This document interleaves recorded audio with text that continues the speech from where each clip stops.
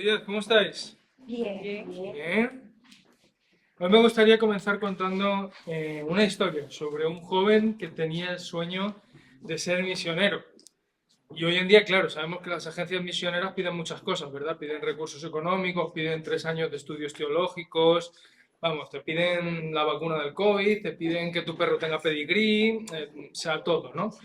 Y claro, este joven misionero ya tenía todos esos requisitos, pero le faltaba uno, su entrevista final. Y para ello le mandaron a ser entrevistado por un anciano misionero con mucha experiencia, pero que tenía fama de ser un poquito, ¿cómo decirlo? Exigente. No, excéntrico. Un poquito excéntrico. Este misionero anciano se llamaba Dwight Williams. No, no, no, no, era Dwight, no era Dwight. Se llamaba Matthew Wilkes.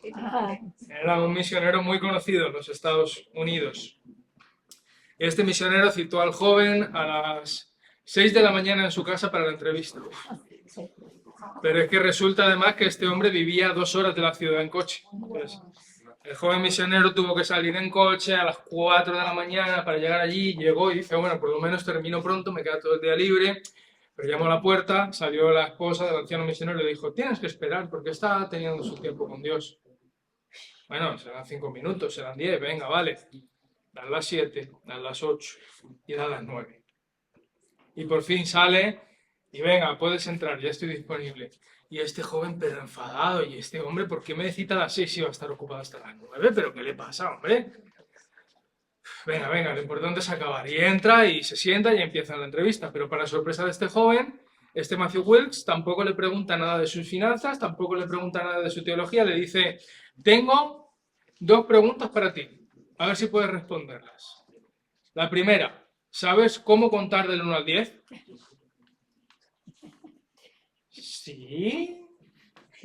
Pensando que a lo mejor era algo espiritual, ¿no? Una norma yo qué sé, de los 10 mandamientos. ¿Sería usted, joven, tan amable de hacerlo en voz alta? ¿Del 1 al 10? Sí, sí, del 1 al 10. 1, 2, 3, 4, 5, 6, 7, 8, 9, 10. ¡Maravilloso! Estaba ese anciano. ¡Increíble! ¿Cuántos enseñan en el seminario hoy en día? ¡Maravilloso! ¿Usted me está chuleando? ¿Se está riendo de mí, por favor? Dice, bueno, la segunda pregunta. ¿Sabría usted, joven, el sonido que hace un perro al ladrar? No le estaba gustando por dónde iba aquello. Sí. ¿Sería usted tan amable de imitarlo en voz alta para mí? ¿Pero qué es esto, por favor? ¿Con quién me has mandado? Pero este hombre tiene problemas mentales, está senil. Pero... hirviendo por dentro, a punto de contestar, a punto de irse, pero en un último intento todavía, algo dentro suyo lo dominó, abrió su boca y dijo, ¡wof! ¡Wof! Una sonrisa de lado a lado en la cara del anciano. Maravilloso, joven. Me has impresionado. Ya puedes irte. Se ve este joven en el coche, de vuelta a su casa, otras 2 horas, enfadado, amargado, orándole a Dios. Señor, mi sueño de ser un misionero va a quedar arruinado porque me he encontrado con un anciano que no estaba en sus cabales. Luego os digo cómo termina la historia. Pero estoy seguro de que todos podemos sentirnos de alguna manera afines a esta sensación.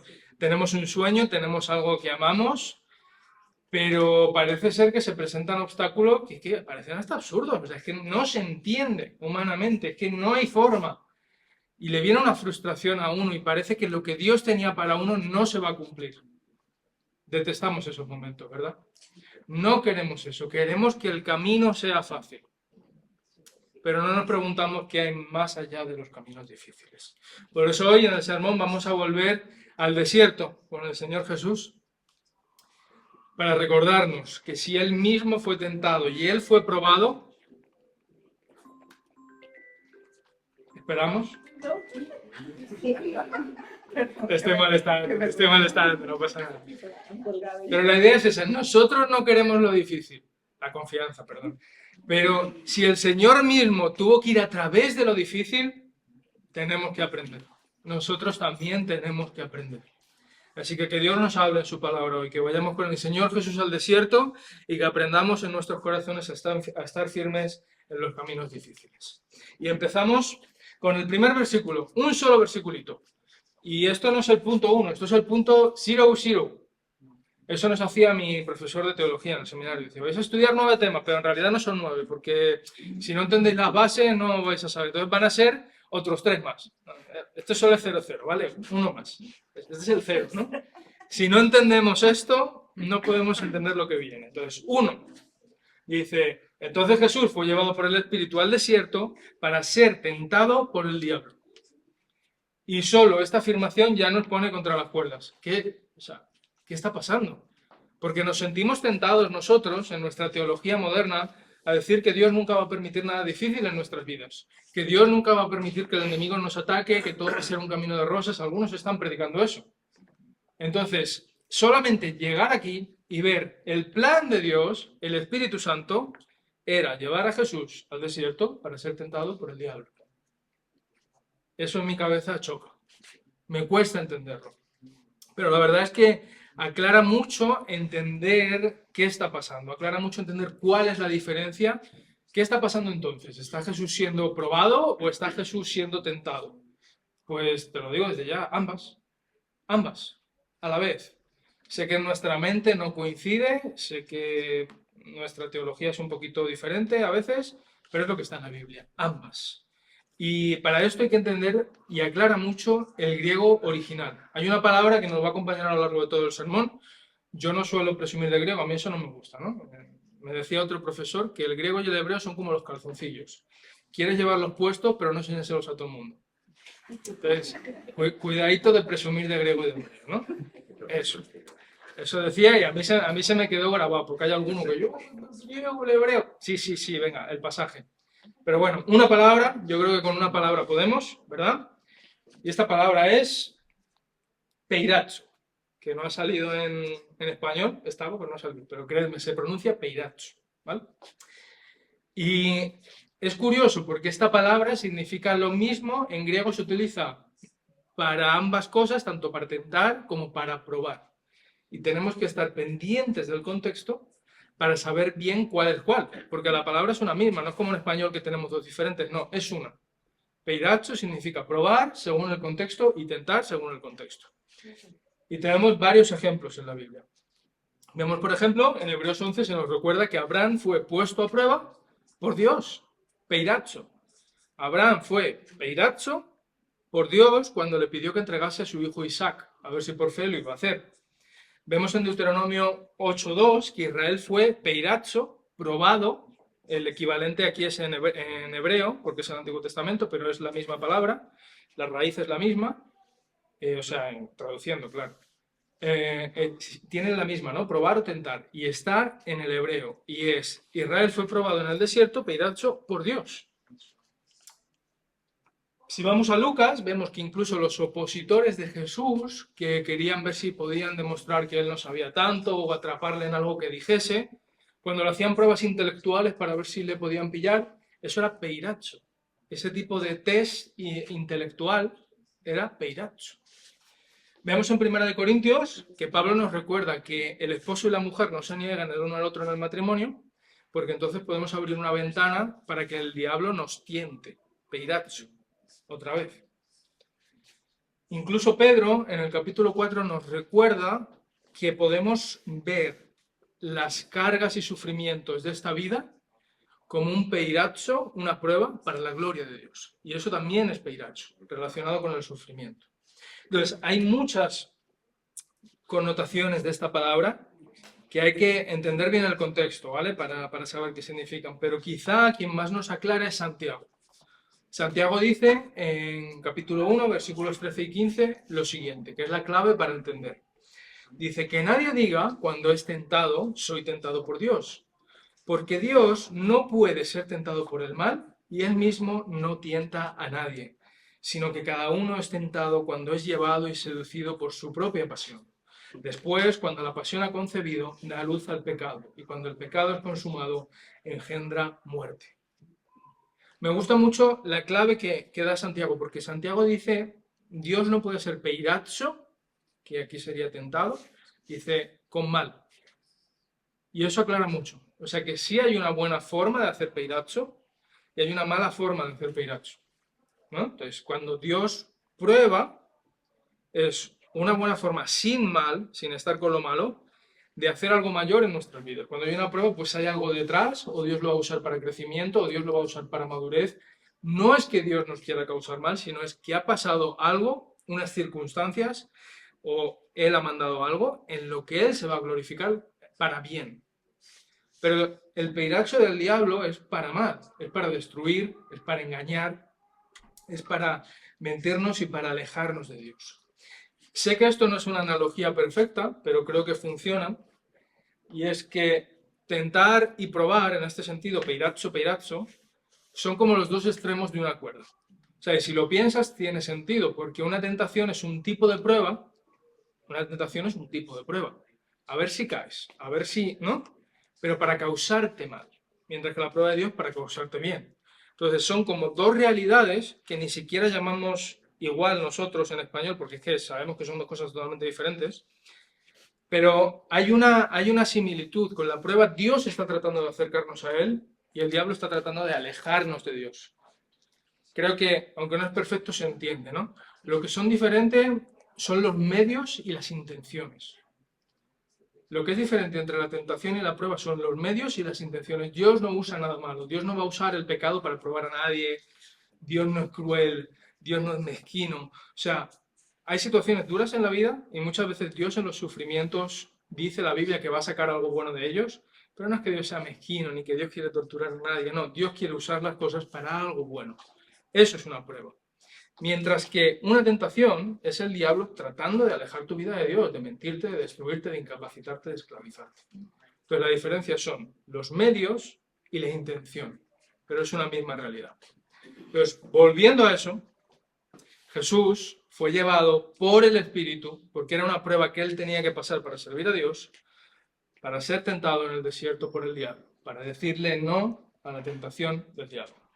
Y llegamos aquí, a la primera tentación. La primera tentación podríamos decir que es a la carne, ¿no? No estoy queriendo decir que hay diferentes niveles, que siempre son así, que siempre va a seguir el mismo orden en nuestra vida. No, pero sí puedo ver al diablo atacando ciertas áreas concretas en este pasaje hacia el Señor Jesús. Entonces, la primera que vemos es a la carne, y dice así: y después de haber ayunado 40 días y 40 noches, entonces tuvo hambre. Y acercándose el tentador le dijo: si eres hijo de Dios, di que estas piedras se conviertan en pan. Pero él respondió: escrito está, no solo de pan vivirá el hombre, sino de toda palabra que sale de la boca de Dios. Amén. Jesús era Dios y era hombre y derrotó al enemigo, ¿verdad? Entonces, hay varias lecciones que podemos aprender aquí de cómo el Señor maneja, responde a la tentación a la carne, porque es una tentación que nosotros sufrimos cada día, cada semana. En primer lugar, recordamos las palabras del apóstol Pedro. El apóstol Pedro dijo: sed de espíritu sobrio, estad alerta, vuestro adversario el diablo anda al acecho como león rugiente buscando a quien devorar. Primero, el diablo no descansa. A lo mejor tú estás cansado y dices: no, Dios, hoy no me apetece, hoy voy a hacer lo que a mí me apetece. Pero el diablo no descansa. Y segundo, el diablo es un cobarde. El diablo es un cobarde. El diablo no vino el primer día que Jesús estaba descansado, comido y fuerte. Él esperó 40 días a que Jesús tuviese hambre para aparecerse, porque es un cobarde. Y de igual manera, él va a tratar de explotar los puntos débiles en nuestra vida. ¿Sabes este refrán español? Más sabe el diablo por viejo que por diablo. Pues sí, la experiencia, aunque sea mala, hace mucho, ¿no? Y a veces él sabe de qué pierna cojeamos. Yo de la derecha, ya sabes que estuve con muletas 2 años, ¿no? Sabe de qué pierna cojeamos y sabe dónde atacar. Entonces hay que estar alerta, como nos recuerda el apóstol Pablo. Si sabes que tienes un área de debilidad, si sabes que hay un área concreta, estate alerta. Y el Señor estaba alerta, el Señor estaba preparado, el Señor sabía que el diablo iba a venir. Nosotros tenemos que estar alerta. La siguiente cosa es entender que hay deseos que están relacionados con nuestra naturaleza, sí, pero no por ello son siempre buenos o se pueden expresar de la manera que se nos dé la gana. Por ejemplo, Jesús estuvo 40 días en el desierto sin comer. Pues claro que tuvo hambre. Pues claro, ¿y quién no? Yo lo hubiese tenido en el día 2. En el día 2 yo hubiese estado ya tentado. El Señor era mejor que yo y es mejor que yo, entonces era el 40, ¿no? Pero yo al 2. Bueno. No hay nada de malo en tener hambre, pero en un momento en el que te estás dedicando a Dios para ser preparado para tu ministerio y hay que ayunar, pues toca ayunar y no es el momento, ¿no? Deseos sexuales, por ejemplo, pues son acordes a nuestra naturaleza y los tenemos, pero cuando están en desorden, llamamos a ese pecado fornicación. El deseo de seguridad. Todos nacemos con un deseo intrínseco de seguridad, de sentirnos amados, de sentirnos aceptados. Pero cuando ese deseo se pone en adorar otras cosas antes que a Dios, lo llamamos idolatría. Los deseos naturales tienen su sana expresión en Dios, pero en su momento. Y a veces hay que resistir al diablo y decir que no, esperando el tiempo oportuno para expresarlos en Dios.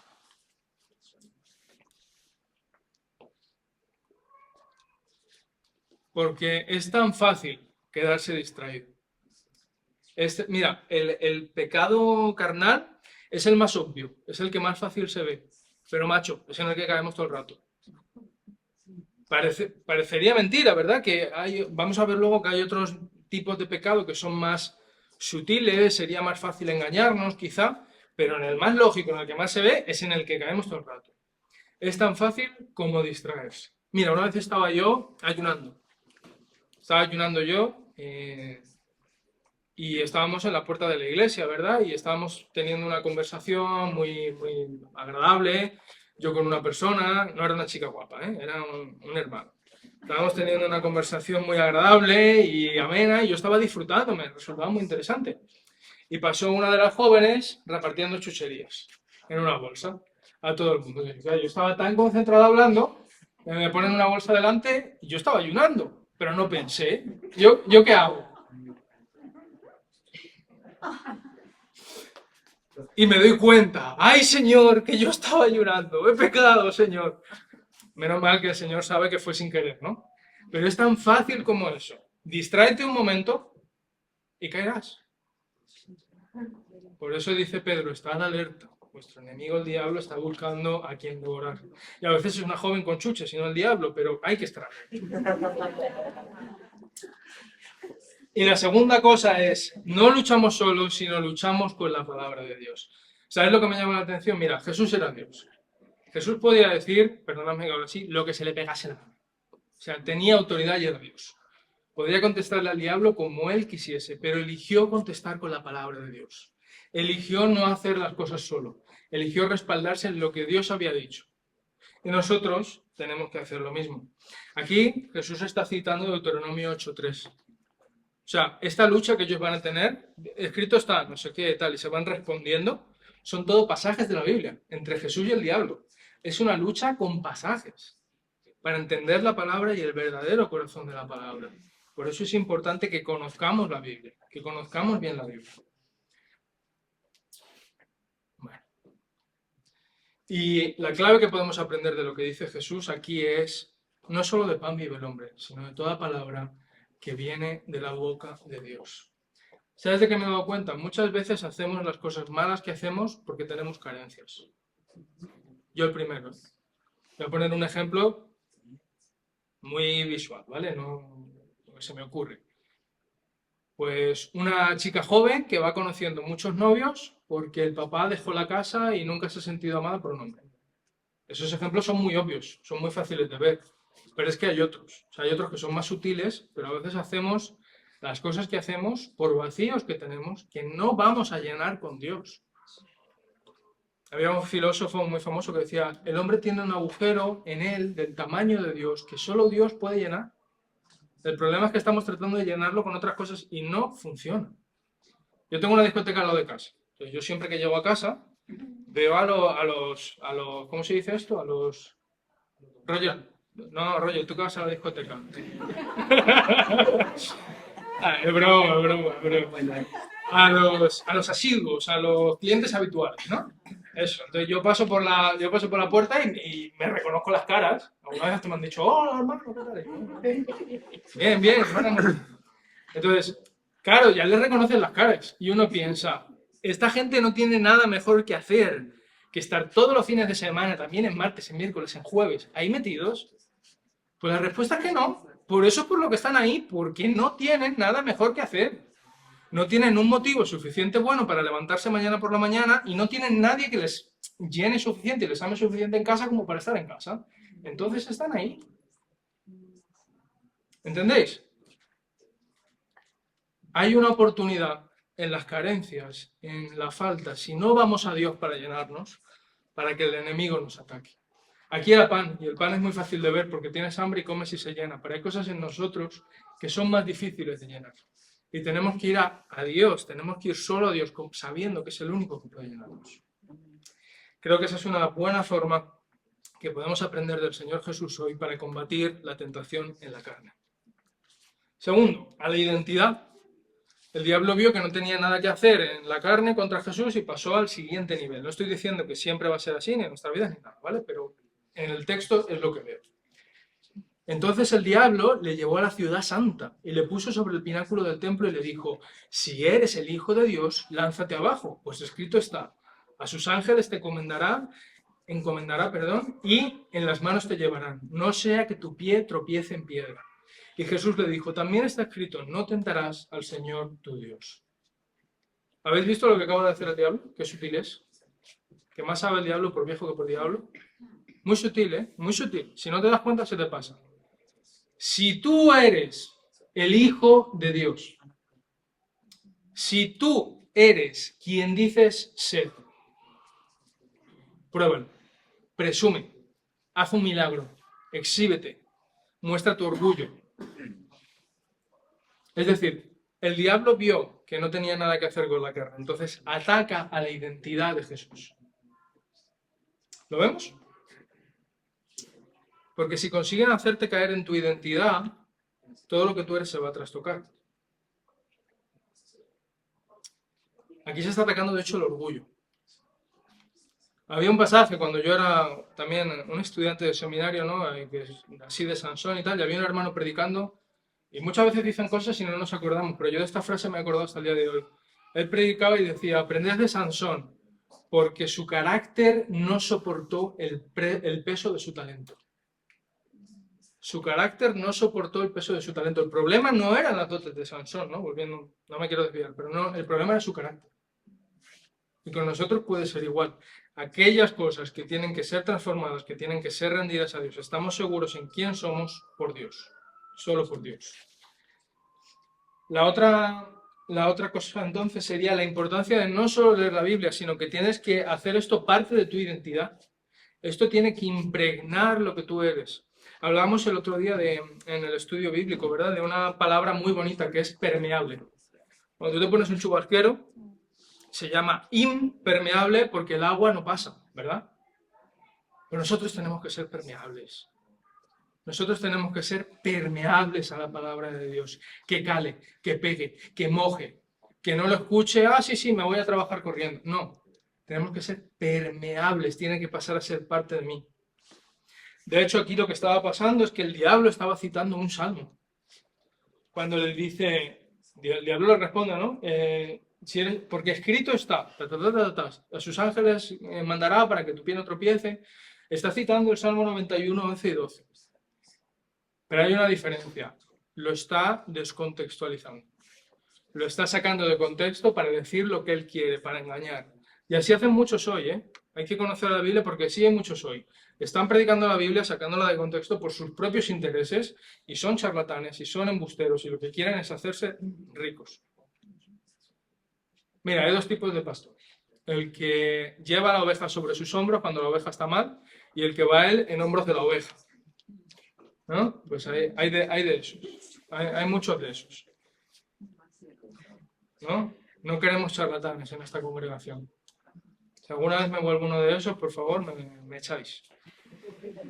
¿Echáis? Mi peor pesadilla. Los llevo, se me atragantan. Entonces, pero Jesús conoce la Biblia. Jesús, tú no le puedes sacar un pasaje de contexto y engañarlo como tú quieras, porque Él ha hecho la Biblia parte de su identidad. Él sabe a qué se está refiriendo la Biblia, conoce los pensamientos de Dios. Y eso tenemos que hacer nosotros. Entonces Él ignora al diablo, sabe que eso que está diciendo es una mentira, aunque diga una mentira con la Biblia, pero es una mentira. Y le responde con Deuteronomio 6:3. Y le dice, también está escrito, no tentarás al Señor tu Dios. Esto tiene una doble vertiente, porque por un lado era lo que Satanás estaba haciendo, él estaba tentando a Dios mismo, Jesucristo, Dios hecho hombre, pero a la vez era lo que le estaba pidiendo a Jesús hacer. Presume, muestra, enséñanos quién eres. Y eso es poner a prueba a Dios. Yo tengo que, otra vez, ¿no? Peirazzo, poner a prueba a Dios, que Dios exhiba, que Dios haga para que yo me luzca. ¿Por qué haría Jesús eso? ¿Por qué Jesús haría algo tan innecesario, tan mezquino, tan orgulloso? No hay necesidad. Dios no necesita probarle nada a nadie. Y por eso cuando nosotros ponemos nuestra identidad en Dios también van a pasar dos cosas. Primero, no probaremos a Dios. No sé si os suenan estas frases. Dios, es que si tú fueses bueno, entonces no pasaría. Dios, es que si de verdad tú me amases, entonces tú no permitirías. Pues queridos, a veces Dios permite aunque te ama. Siento decirlo, pero es así. Y nos supera y no entendemos, ¿verdad? Pero cuando tú pones tu identidad en Dios, no vas a ponerte en su contra, vas a decir, Dios, no lo entiendo, no sé lo que está pasando, mira, de verdad, de corazón, no, sin enfado, sin nada, es que no te entiendo, no sé qué quieres con esto, no sé qué está pasando, pero yo quiero seguirte. Por favor, dame una palabra, enséñame cómo. Esa actitud es muy diferente de la otra. Y lo segundo que va a pasar es que no tendremos nada que demostrar. Mira, yo desearía que alguien me hubiese predicado eso a mí hace 5 años, cuando entré en primero de teología y era un joven que me creía que tenía mucho que demostrar, que tenía algo que fardar y algo que enseñar. He perdido tanto tiempo, he perdido tantas oportunidades, tantas opciones de hacer bien a otros, porque me creía que tenía algo que demostrar. Y Dios me lo da todo. No necesito demostrarle nada a nadie. Y de hecho soy muy así, o sea, me perdonáis, yo no lo hago de maldad, sino que a veces digo, pues si no gusta, buscas otro pastor, que ya está, si es que, a ver, pero sí que es mejor así. Pero convertirte en algo que no eres por los demás, por Dios sí, por Dios siempre, por los demás no. Pero cuando pongas tu identidad en Dios, van a pasar estas cosas. Estarás acorde con Dios, no en su contra, y no tendrás nada que demostrar. Y en eso hay libertad. Y la tercera, al propósito. De todas, yo creo que el diablo va intentando cada vez algo más fuerte, ¿no? Y de todas, esta me parece la más diabólica, la más pérfida, la más asquerosita, de verdad. Le dice, otra vez el diablo le llevó a un monte muy alto y le mostró todos los reinos del mundo y la gloria de ellos. Y le dijo, todo esto te daré si postrándote me adoras. Entonces Jesús le dijo, vete, Satanás, porque escrito está, al Señor tu Dios adorarás y solo a Él servirás. Es especialmente maligno lo que está haciendo el diablo aquí. Está diciendo, tú has venido por las naciones, ¿no? Para salvarlas. Entonces yo te subo, te pongo enfrente de las naciones, has venido por ellas, ¿verdad? Yo te las ofrezco sin cruz. Y eso es especialmente maligno, eso es especialmente doloroso. Y solo puedo imaginar y especular, y es mi cabeza, pero yo imagino que para el Señor Jesús pues sería algo, ¿verdad? Muy de ataque, muy dañino, ¿no? Intentando herirle, quiero decir. Claro, yo no estoy diciendo que el diablo sabía todos los detalles del propósito de Dios. Es muy probable que el diablo ni sabía nada de la cruz. Pero el diablo sí sabía que el Mesías había venido por las naciones, porque estaba anunciando en el Antiguo Testamento. Y sí sabía que por ello sería un Mesías sufriente, aunque no sabemos cómo todavía, ¿no? A estas historias nosotros sí sabemos que la cruz, pero en ese momento no se sabía. Entonces está diciendo, bueno, yo te lo ofrezco más barato, más bonito. Y no sé si te ha pasado, pero cuando tú amas algo, tú quieres algo, tú tienes un anhelo con Dios y aparece algo que parece que te lo... es más fácil, te lo da más facilito, más... Eso es muy doloroso. Pero eso es muy doloroso porque amas tanto eso que te hace incluso querer desviarte de lo que Dios tiene. Por ejemplo, hace poco yo estuve mirando máster y contacté con una señora de estos que hacen así la promoción de los másters y tal, y me decía, sí, sí, sí, porque consigues lo mismo que en 6 años de carrera, más no sé qué. Digo, perdona. Es que encima era está barato, o sea, que no te creo. O sea, es que Y no, sí, porque tal. Pero claro, yo tengo alguna experiencia en el mundo académico, ¿no? Entonces le empecé a hacer preguntas. Bueno, y el título, ¿por quién es certificado? No sé qué. Y claro, no se sostenía, ¿no? No se sostenía porque, a ver, es que es lógico. ¿Cómo me vas a ofrecer tú en un año y medio lo que cuesta 6 años de carrera hacer? Que te están mintiendo. Si es que hay veces que es porque no nos paramos a... Es que hay cosas que son muy obvias. Si hubiese un plan para llevarte donde Dios quiere que vayas antes, Dios lo haría, porque Dios es bueno. Dios no tiene necesidad de torturarte. Cada paso es importante y Dios sabe por qué estás dando ese paso. Y no hay atajos. Cuidado con los atajos. Los atajos dañan. ¿Conocéis a mi amigo Sebas? El que ha venido alguna vez a la iglesia, así ecuatoriano, con el pelo larguito. Bueno, él y yo hemos hecho muchos viajes de ministerio por España. Y una vez íbamos a unos bautismos en la sierra, aquí en Madrid, al lago, ¿no? Y él puso el GPS que iba a tomar un atajo.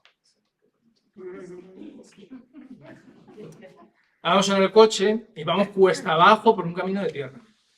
Sí, sí, pastorcito, porque él habla así. Porque ahí hay un atajo que vamos a salir al lado. Y yo, pero tío, ¿no ves que eso es un lago? Date la vuelta para atrás.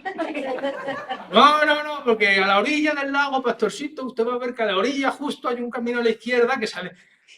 Y seguimos cuesta abajo, a 40 kilómetros por hora, y acercando. Y yo, tío, que eso es un lago.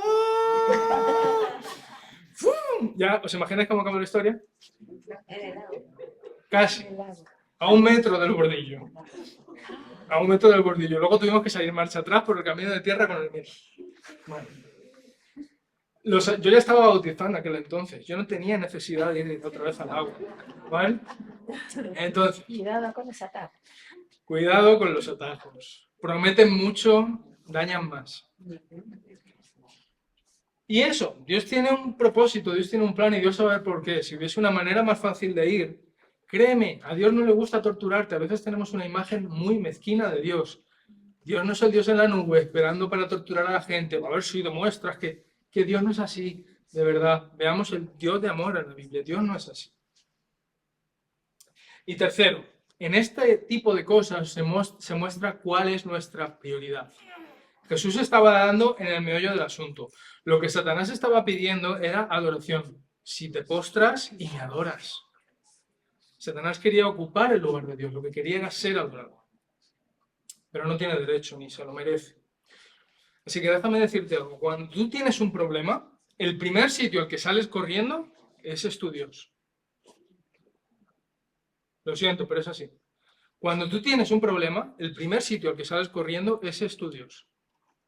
¿Sabéis lo primero que yo hice cuando le di un infarto a mi abuela hace muchos años? Yo no era creyente. Agarrar un paquete de tabaco. Para calmar los nervios. El primer sitio al que sales corriendo cuando tienes un problema, ese es tu Dios. Así que cuidado con eso. Cuidado a quién adoras, cuidado a quién estás dispuesto a poner primero, porque a veces queremos poner lo fácil y lo cómodo, que era lo que el diablo estaba ofreciendo, antes que el propósito de Dios. Cuidado con eso. Promete mucho, pero te va a quitar más. Y te va a dañar más. Cuando tengas un problema, ve a Dios. Haz de Dios tu prioridad, haz de Dios tu adoración. Y aunque no entiendas, créeme que Dios hará algo bueno. Y esto de esperar lo bueno de Dios es importantísimo en la fe, hermanos. Cada vez me doy más cuenta. Quiero contar una anécdota que era para antes, me la he saltado, pero es que es importante. Una vez, una mujer que perdió un bebé. Esto es un hecho real, ¿eh? Una mujer cristiana. Se le murió un bebé al matrimonio. Y le dijeron en la iglesia que a ver si era porque tenían algún pecado sin confesar.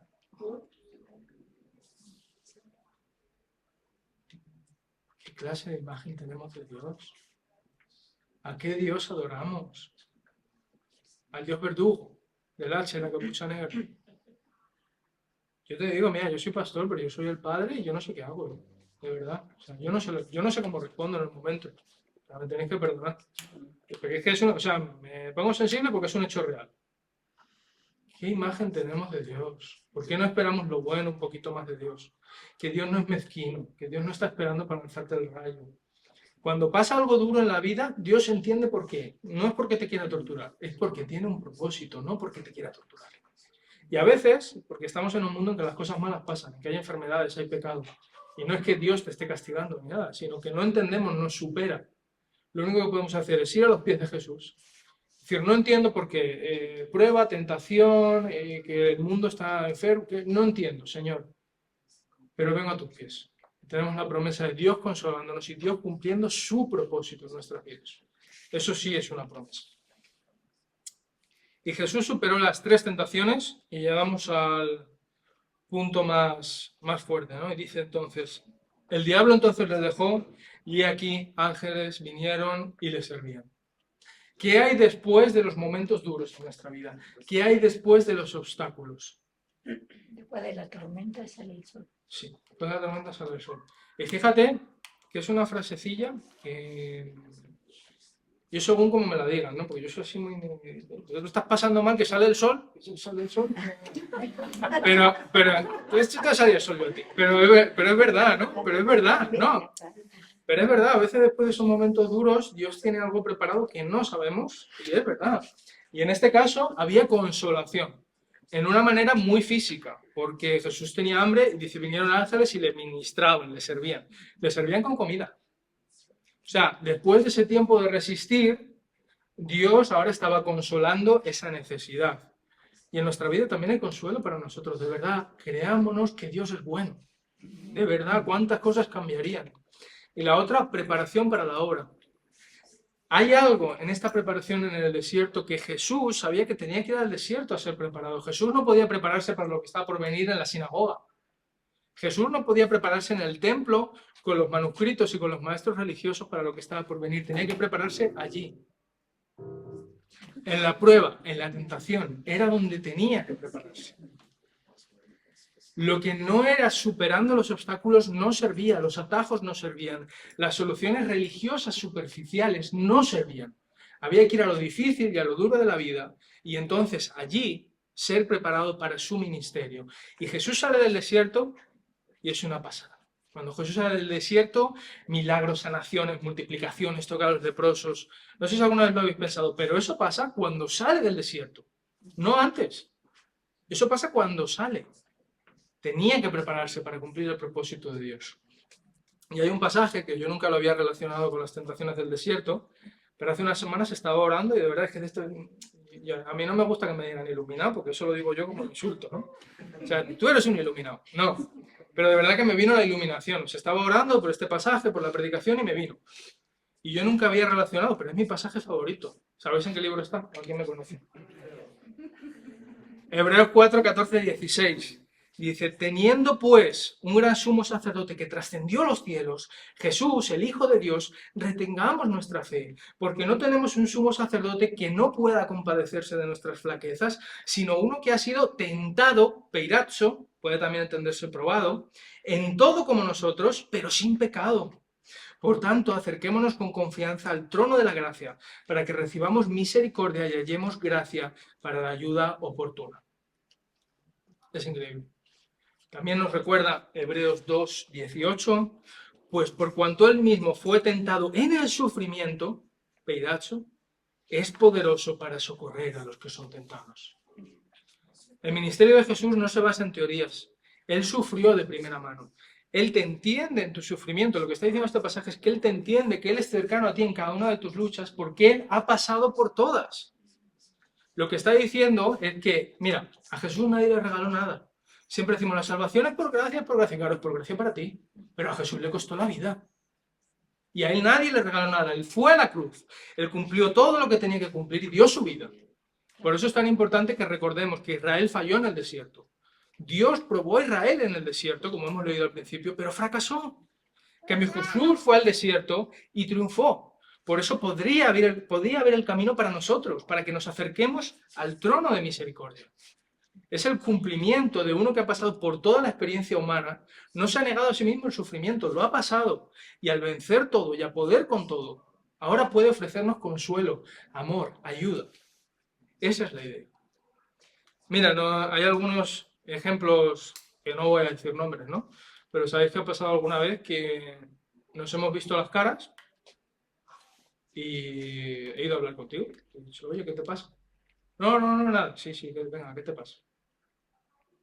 Y pasaba algo, ¿verdad? Y hemos estado orando y lo que sea. ¿Por qué? Pues mira, porque eso no te lo enseñan en el seminario. Eso te lo enseña el sufrimiento. como he sufrido, me han pasado muchas cosas, pues te veo la cara y sé por dónde van los tiros. Eso no te lo enseño al seminario, de verdad, cada vez, a ver, con mucho que aprender, pero cada vez soy mejor leyendo caras, ándate con ojo, porque cada vez se me da mejor. Pero porque lo he pasado, te veo y reconozco. Si yo humanamente puedo entender eso, imagínate el que pasó por todo por ti. Imagínate hasta qué nivel te entiende, hasta qué nivel puede interceder delante de Dios por ti. Es impresionante. ¿Qué hay más allá de la prueba y tentación? Pues hay poder de Dios para marcar una diferencia en la vida de las personas, que no se marca con la religión, que Jesús no podía hacer desde el templo, que había que hacerlo desde la prueba. Y mira, eso es algo que es peligroso, pero estoy predicando, he roto con la religión.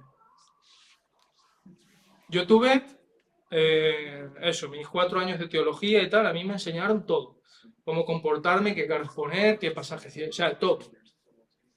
No hay poder. Mira, de verdad, me supo a poca cosa. No hay poder de Dios ahí. He visto poder de Dios en sufrir, en pasar las cosas y luego, con vosotros, poder pasarlas. Ahí he visto el poder. Hay poder de Dios para hacer una diferencia. Esta semana, cuando había retos, cuando había dificultades, y vosotros seguís trabajando en el campamento y esforzándoos para mostrar luz a esos padres, pues han quedado encantados. Tenéis algo diferente. A mí me decían, sois increíbles, no sé qué, vamos a repetir. Lo habéis hecho muy bien. Mi corazón estaba gozoso. De verdad, súper gozoso esta semana con lo que he visto. Súper orgulloso de vosotros como iglesia. Si seguimos así, Dios va a hacer algo muy bueno. Nos va a sorprender. Pero hay que seguir así, alerta, sin desviarnos, sin enorgullecernos. La carne, la identidad. Ahora, ¿me entendéis? Hay que seguir así. Mira, ganas de llorar, ¿eh? Veía el testimonio, veía el ejemplo, que la religión no hace eso. Estábamos en el parque con los perritos, con todo el mundo, los papás estaban comiendo, estaban felices. Y me preguntó uno de los misioneros que vinieron, bueno, si luego alguien viene a la iglesia para hacer seguimiento y tal, pues decidnos, porque así también a los que nos mandan podemos decir los resultados. Y tal, le digo, el resultado, yo soy más, yo soy muy directo, ¿no? Yo salto. Le digo, ¿el resultado sabes cuál es? Que ninguna iglesia en Madrid está haciendo esto. Lo están haciendo para ellos, lo están haciendo para sus niños, pero hacerlo para los no creyentes, es que nadie hace eso. Lo que habéis hecho vosotros esta semana, nadie hace eso. De verdad he estado sirviendo en 6 iglesias. Nadie hace eso. Seguid así.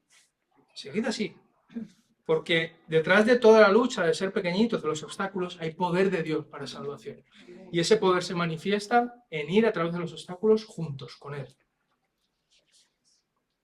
Os digo cómo termina la historia del misionero, este joven que quería ir allí, ¿no? 2 semanas después le llaman y le dicen, mira, has sido aprobado para la misión y te vamos a mandar. ¿Pero cómo? Con lo mal que fue la entrevista con el anciano Wilkes. Pero el supervisor se quedó mirando, no entendía nada, no entendía de qué le hablaba y le enseñó la carta de referencia que había mandado. Y la carta del anciano Wilkes decía así. Es para mí un placer recomendar a este hombre joven para su misión. Estoy seguro de que ya habrán comprobado sus recursos financieros y teológicos. Sin embargo, me gustaría decirles algunos de los cuales ustedes no tienen constancia. En primer lugar, mostró notoria paciencia cuando otros le fallan o le hacen esperar. O sea, que lo hacía aposta el viejo. En un mundo en el que nadie tiene tiempo para nadie, esta cualidad le será muy útil en el ministerio. En segundo lugar, no tuvo problema en repetir en voz alta, los conocimientos más básicos de todos, como por ejemplo contar del 1 al 10. En un mundo en el que hay tanto estudio teológico y tanta fórmula que la gente de fuera no entiende, estoy seguro de que esto le resultará una herramienta muy útil en el ministerio. Y en tercer lugar, mostró signos de algo que muy pocos misioneros hoy en día tienen, ni siquiera los más viejos con más experiencia. Humildad. Demostró que no tenía inconveniente en hacer el ridículo y quedar mal por servir a Dios. ¡Wow! ¡Wow! Tras las otras 2 seguro que lo hubiese recomendado, pero con esta tercera cosa no puedo sino decirles que serían ustedes los que saldrían perdiendo si no mandan a este joven a la misión. Sinceramente, Matthew Wilkes. ¿Qué hay más allá de la prueba y la tentación? Pues mira, quizá la prueba era la que el viejito le estaba haciendo aposta. Quizá la tentación era orar por él. Orar por él, era mal pensado, mal pensado. Pero la bendición que había tras la prueba y la tentación solo la sabía Dios. El premio solo lo sabía Dios. El consuelo solo lo tenía Dios. Y el propósito solo lo tenía Dios. Y también lo tiene para nuestras vidas, aunque a veces no entendamos, aunque a veces no lo sepamos. Dios sabe lo que tiene, Dios está preparando, confiemos en Él. Conclusión, para resumir los puntos, confía en Dios en la prueba, que el diablo no te seduzca en la tentación. Hacia la carne, estad vigilantes, de verdad, no bajar la guardia.